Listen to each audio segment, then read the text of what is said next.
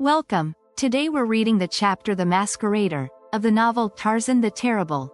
Last time. A mysterious naked stranger descended from the mountains toward the gorge of Khor ul-Ya, seeking Tarzan the Terrible, and encountered the warrior Tarzan, who recognized him as a possible ally. As they journeyed together, they were joined by a group of women and children, impressing the stranger with their friendly nature and leading to their arrival at the cave of Omet, the chief. Following a successful raid against their enemies, the Khor ul-Ya captured a prisoner who revealed that Tarzan had recently freed him from a lure, confirming that the ape man was alive and prompting the group to set off in search of him. As Tarzan dropped to the ground beyond the temple wall, there was in his mind no intention to escape from the city of Allure until he had satisfied himself that his mate was not a prisoner there, but how, in this strange city, in which every man's hand must be now against him, he was to live and prosecute. His search was far from clear to him. There was only one place of which he knew that he might find even temporary sanctuary, and that was the forbidden garden of the king. There was thick shrubbery in which a man might hide, and water and fruits. A cunning jungle creature, if he could reach the spot unsuspected, might remain concealed there for a considerable time. But how he was to traverse the distance between the temple grounds and the garden unseen was a question the seriousness of which he fully appreciated. Mighty is Tarzan, he soliloquized, in his native jungle, but in the cities of man he is little better than they. Depending upon his keen observation and sense of location, he felt safe in assuming that he could reach the palace grounds by means of the subterranean corridors and chambers of the temple, through which he had been conducted the day before, nor any slightest detail of which had escaped his keen eyes. That would be better, he reasoned, than crossing the open grounds above where his pursuers would naturally immediately follow him from the temple and quickly discover him. And so a dozen paces from the temple wall he disappeared from sight of any chance observer above, down one of the stone stairways that led to the apartments beneath. The way that he had been conducted the previous day had followed the windings and turnings of numerous corridors and apartments, but Tarzan, sure of himself in such matters, retraced the route accurately without hesitation. He had little fear of immediate apprehension here, since he believed that all the priests of the temple had assembled in the court above to witness his trial and his humiliation and his death. And with this idea firmly implanted in his mind, he rounded the turn of the corridor and came face to face with an under-priest, his grotesque headdress concealing whatever emotion the sight of Tarzan may have aroused. However, Tarzan had one advantage over the masked votary of Jad ben Otho in that the moment he saw the priest he knew his intention concerning him, and therefore was not compelled to delay action. And so it was that before the priest could determine on any suitable line of conduct in the premises, a long keen knife had been slipped into his heart. As the body lunged toward the floor, Tarzan caught it and snatched the headdress from its shoulders, for the first sight of the creature had suggested to his ever-alert mind a bold scheme for deceiving his enemies. The headdress saved from such possible damage as it must have sustained had it fallen to the floor with the body of its owner. Tarzan relinquished his hold upon the corpse, set the headdress carefully upon the floor, and stooping down severed the tail of the hodon close to its root. Nearby at his right was a small chamber, from which the priest had evidently just emerged, and into this Tarzan dragged the corpse, the headdress, and the tail.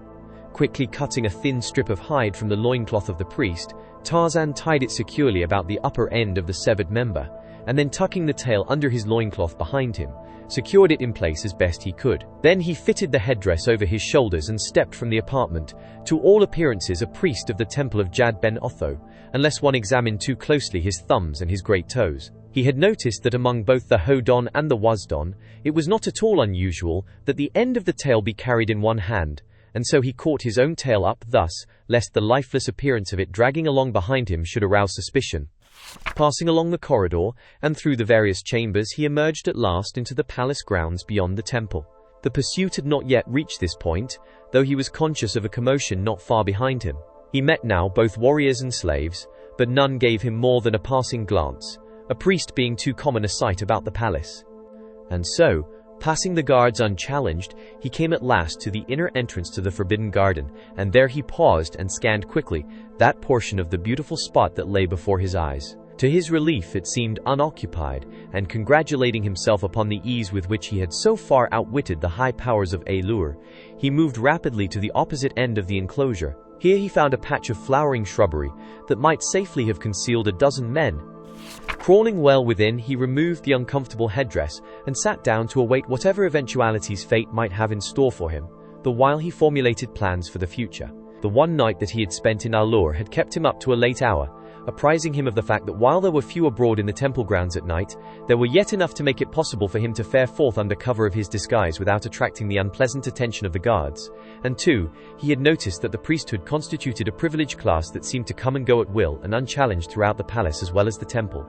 Altogether then, he decided, night furnished the most propitious hours for his investigation. By day he could lie up in the shrubbery of the Forbidden Garden, reasonably free from detection.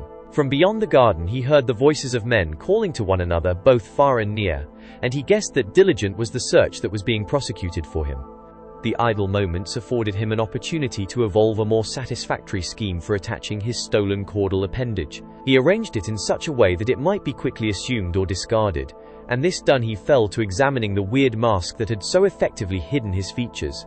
The thing had been very cunningly wrought from a single block of wood, very probably a section of a tree, upon which the features had been carved, and afterward the interior hollowed out until only a comparatively thin shell remained. 2 semicircular notches had been rounded out from opposite sides of the lower edge. These fitted snugly over his shoulders, aprons of wood extending downward a few inches upon his chest and back. From these aprons hung long tassels, or switches of hair, tapering from the outer edges toward the center, which reached below the bottom of his torso. It required but the most cursory examination to indicate to the ape-man that these ornaments consisted of human scalps, taken, doubtless, from the heads of the sacrifices upon the eastern altars. The headdress itself had been carved to depict in formal design a hideous face that suggested both man and gryf. There were the 3 white horns, the yellow face with the blue bands encircling the eyes, and the red hood, which took the form of the posterior and anterior aprons. As Tarzan sat within the concealing foliage of the shrubbery, meditating upon the hideous priest mask which he held in his hands, he became aware that he was not alone in the garden. He sensed another presence, and presently his trained ears detected the slow approach of naked feet across the sward. At first he suspected that it might be one stealthily searching the Forbidden Garden for him, but a little later the figure came within the limited area of his vision, which was circumscribed by stems and foliage and flowers. He saw then that it was the Princess Oloa, and that she was alone, and walking with bowed head as though in meditation, sorrowful meditation, for there were traces of tears upon her lids. Shortly after his ears warned him that others had entered the garden men they were, and their footsteps proclaimed that they walked neither slowly nor meditatively. They came directly toward the princess, and when Tarzan could see them, he discovered that both were priests. "O Loa, Princess of Paluldon," said one, addressing her, "the stranger who told us that he was the son of Jad Benotho has but just fled from the wrath of Ludon the high priest, who exposed him and all his wicked blasphemy. The temple, and the palace, and the city are being searched, and we have been sent to search the Forbidden Garden, since Khotan the king said that only this morning he found him here, though how he passed the guards he could not guess." "He is not here," said Oloa. "I have been in the garden for some time and have seen nor heard no other than myself. However, search it if you will." "No," said the priest who had before spoken. "It is not necessary, since he could not have entered without your knowledge and the connivance of the guards. And even had he, the priest who preceded us, must have seen him." "What priest?" asked Oloa. "One passed the guards shortly before us," explained the man. "I did not see him," said Oloa. "Doubtless he left by another exit," remarked the second priest. "Yes, doubtless," acquiesced Oloa. "But it is strange that I did not see him." The 2 priests made their obeisance and turned to depart. "Stupid as Buto, the rhinoceros," soliloquized Tarzan, who considered Buto a very stupid creature indeed. "It should be easy to outwit such as these." The priests had scarce departed when there came the sound of feet running rapidly across the garden in the direction of the princess, to an accompaniment of rapid breathing as of one almost spent, either from fatigue or excitement. "Panat Lee," exclaimed Oloa, "what has happened? You look as terrified as the doe for which you were named." "O Princess of Paluldon," cried Panat Lee, "they would have killed him in the temple. They would have killed the wondrous stranger who claimed to be the Doral Otho." "But he escaped," said Oloa. "You were there. Tell me about it." The head priest would have had him seized and slain, but when they rushed upon him he hurled one in the face of Ludon with the same ease that you might cast your breastplates at me, and then he leaped upon the altar, and from there to the top of the temple wall and disappeared below. They are searching for him, but, O Princess, I pray that they do not find him." "And why do you pray that?" asked Oloa. "Has not one who has so blasphemed earned death?" "Ah, but you do not know him," replied Panat Lee. "And you do then?" retorted Oloa quickly. "This morning you betrayed yourself, and then attempted to deceive me." The slaves of Oloa, Do not such things with impunity. He is then the same Tarzan Jadguru of whom you told me. Speak, woman, and speak only the truth." Panatli drew herself up very erect, her little chin held high, for was not she too among her own people already as good as a princess? "Panatli, the Coral Jia does not lie," she said, to protect herself. "Then tell me what you know of this Tarzan Jadguru," insisted Oloa. "I know that he is a wondrous man and very brave," said Panatli, "and that he saved me from the Toradon and the Gryf as I told you, and that he is indeed the same who came into the garden this morning. And even now I do not know that he is not the son of Jad Ben Otho, for his courage and his strength are more than those of mortal man, as are also his kindness and his honor. For when he might have harmed me, he protected me, and when he might have saved himself, he thought only of me. And all this he did because of his friendship for Omat, who is Gund of Coral Jah, and with whom I should have mated, had the Hodon not captured me."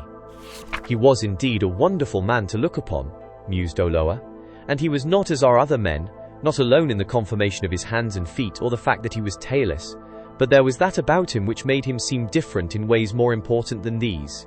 And," supplemented Panatli, her savage little heart loyal to the man who had befriended her, and hoping to win for him the consideration of the princess, even though it might not avail him. "And," she said, "did he not know all about Taden, and even his whereabouts? Tell me, O princess, could mortal know such things as these?" "Perhaps he saw Taden," suggested Oloa. "But how would he know that you love Taden?" parried Panatli. "I tell you, my princess, that if he is not a god, he is at least more than Hodon or Wazdon. He followed me from the cave of Esat in Coral Jia across Coral Lul and 2 wide ridges to the very cave in Coral Griff where I hid, though many hours had passed since I had come that way, and my bare feet left no impress upon the ground. What mortal man could do such things as these, and where in all Paluldon would virgin maid find friend and protector in a strange male other than he? Perhaps Ludon may be mistaken, perhaps he is a god," said Oloa, influenced by her slave's enthusiastic championing of the stranger. "But whether god or man, he is too wonderful to die," cried Panatli. "Would that I might save him. If he lived, he might even find a way to give you your Taden, princess." "Ah, if he only could," sighed Oloa. "But alas, it is too late, for tomorrow I am to be given to you lot." "He who came to your quarters yesterday with your father?" asked Panatli. "Yes, the one with the awful round face and the big belly," exclaimed the princess disgustedly. "He is so lazy he will neither hunt nor fight. To eat and to drink is all that you lot is fit for, and he thinks of naught else except these things and his slave women. But come, Panatli, gather for me some of these beautiful blossoms. I would have them spread around my couch tonight, that I may carry away with me in the morning the memory of the fragrance that I love best, and which I know that I shall not find in the village of Mosar, the father of Biulot. I will help you, Panatli, and we will gather armfuls of them, for I love to gather them as I love nothing else. They were Taden's favorite flowers." The two approached the flowering shrubbery where Tarzan hid, but as the blooms grew plentifully upon every bush, the ape-man guessed there would be no necessity for them to enter the patch far enough to discover him. With little exclamations of pleasure as they found particularly large or perfect blooms, the two moved from place to place upon the outskirts of Tarzan's retreat. "Oh, look, Panatli," cried Oloa presently. "There is the king of them all. Never did I see so wonderful a flower. No, I will get it myself. It is so large and wonderful no other hand shall touch it." And the princess wound in among the bushes toward the point where the great flower bloomed upon a bush above the ape-man's head. So sudden and unexpected her approach that there was no opportunity to escape, and Tarzan sat silently trusting that fate might be kind to him and lead Khotan's daughter away before her eyes dropped from the high-growing bloom to him. But as the girl cut the long stem with her knife, she looked down straight into the smiling face of Tarzan Jadguru. With a stifled scream she drew back, and the ape-man rose and faced her. "Have no fear, princess," he assured her. "It is the friend of Taden who salutes you," raising her fingers to his lips. Panatli came now excitedly forward. "Oh, Jad Ben Otho, it is he." "And now that you have found me," queried Tarzan, "will you give me up to Ludon, the high priest?" Panatli threw herself upon her knees at Oloa's feet. "Princess, princess," she beseeched, "do not discover him to his enemies." "But Khotan, my father," whispered Oloa fearfully, "if he knew of my perfidy, his rage would be beyond naming. Even though I am a princess, Ludon might demand that I be sacrificed to appease the wrath of Jad Ben Otho, and between the two of them I should be lost." "But they need never know," cried Panatli, "that you have seen him unless you tell them yourself, for as Jad Ben Otho is my witness I will never betray you." "Oh, tell me, stranger," implored Oloa, "are you indeed a god?" Jad Ben Otho is not more so, replied Tarzan truthfully. But why do you seek to escape then from the hands of mortals, if you are a god? She asked. When gods mingle with mortals, replied Tarzan, they are no less vulnerable than mortals. Even Jad Ben Otho, should he appear before you in the flesh, might be slain. You have seen Tarzan and spoken with him? She asked with apparent irrelevancy. Yes, I have seen him and spoken with him, replied the ape-man. For the duration of a moon, I was with him constantly. And... She hesitated. She cast her eyes toward the ground, and a flush mantled her cheek. He still loves me. And Tarzan knew that she had been won over. Yes, he said. Tarzan speaks only of Oloa, and he waits and hopes for the day when he can claim her. But tomorrow they give me to be you lot, she said sadly. May it be always tomorrow, replied Tarzan, for tomorrow never comes. Ah, but this unhappiness will come, and for all the tomorrows of my life I must pine in misery for the Tarzan who will never be mine. But for Loudon I might have helped you, said the ape-man, and who knows that I may not help you yet. Ah, if you only could, Dorolotho, cried the girl, and I know that you would if it were possible, for Panatli has told me how brave you are, and at the same time how kind. Only Jad Ben Otho knows what the future may bring, said Tarzan, and now you two go your way lest someone should discover you and become suspicious. We will go, said Oloa, but Panatli will return with food. I hope that you escape, and that Jad Ben Otho is pleased with what I have done. She turned and walked away, and Panatli followed, while the ape-man again resumed his hiding. At dusk, Panatli came with food, and having her alone, Tarzan put the question that he had been anxious to put since his conversation earlier in the day with Oloa. Tell me, he said, what you know of the rumors of which Oloa spoke of the mysterious stranger which is supposed to be hidden in Allure. Have you too heard of this during the short time that you have been here? Yes, said Panatli. I have heard it spoken of among the other slaves. It is something of which all whisper among themselves, but of which none dares to speak aloud.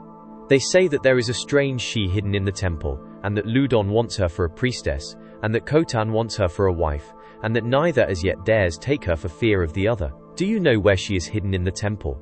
Asked Tarzan. No, said Panatli. How should I know? I do not even know that it is more than a story, and I but tell you that which I have heard others say. There was only one, asked Tarzan, whom they spoke of. No, they speak of another who came with her, but none seems to know what became of this one. Tarzan nodded. Thank you, Panatli, he said. You may have helped me more than either of us guess. I hope that I have helped you, said the girl as she turned back toward the palace. And I hope so too, exclaimed Tarzan emphatically. Did you enjoy today's chapter of Tarzan the Terrible? Why not subscribe and ring the bell?